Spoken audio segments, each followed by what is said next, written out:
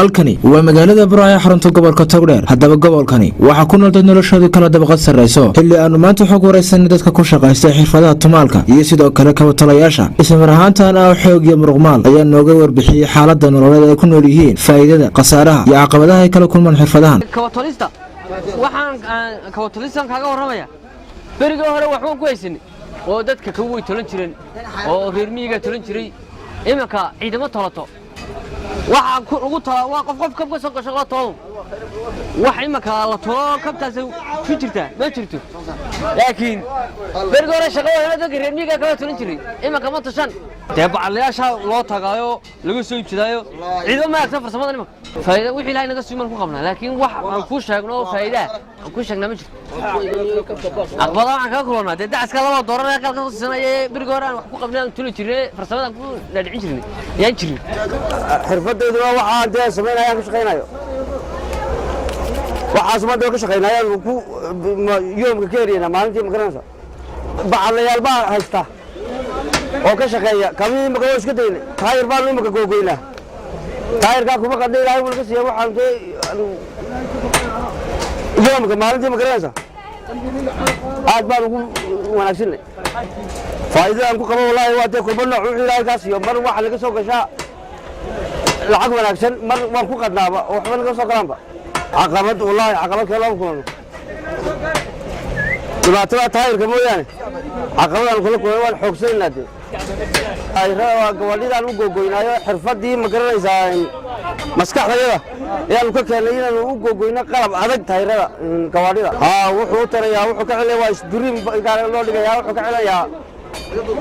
qacqacdu ka celinaya waa loo kicinayaa ama waxa laga kamaanada la gelinayaa adigu faa'iido weyn buu leeyahay gawaadhida mankayagan haddii ilaahay badankeeda leeyahay injineerada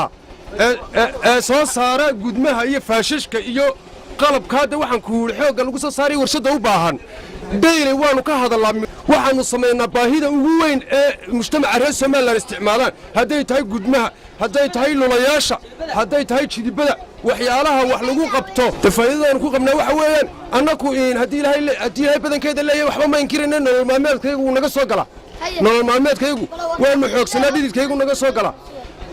laakiin horumarkii ay bahalahan soo saari lahaayeen nolol maalmeedun baan ku jirnaa horumar wax la yiraahdo aan ka gaadhay ma jirto sidoo kale waxay carabka ku dhufteen in dhaqaalihii soo gaari jiray musuqmaasuqeen dad lagu magacaabo koofiyad baclayaal waa sida hadalka u dhigeen waxaana ka mid ah hadaladoodii waxaan ku yiri alaabtana loogu soo deeqay farsamada gacanta naga caawinayana sibinaaraha loogu fadhiistay meelaha xafiisyada lagu cunaa midnimo soo gaaro daily warbaahintu way naga duubtaa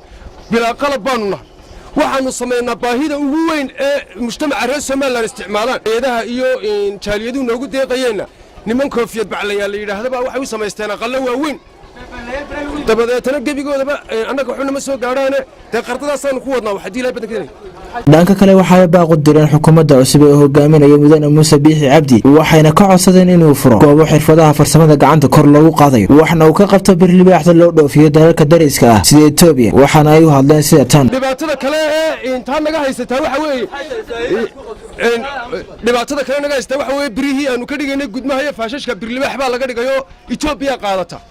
musbaar lama soo helayo musbaar taasoo diyaarada shaanida lagu cabeeyba la iskaraabiyay marka reer miyiga aanu bahalaha u tumaynayna way cadiban yihiin oo cidiyaha imika dhirta ku goostaan annaguna bir ma hayno xirfad farsamada gacanta iyo in lagu tababaro dadka muruqmaalkaana waan u baahannahay oo tiknoolajiyada loo kordhiyo xirfadeeda oo hadday dawladda tahay hadday hay'adaha tahayba laga gacan siiyo wax soo saarkayagii meel aan wax ku soo saarnana noo sameeyo waa Cabdiraxmaan Isaac telefishinka caalamiga GTN magaalada Burco.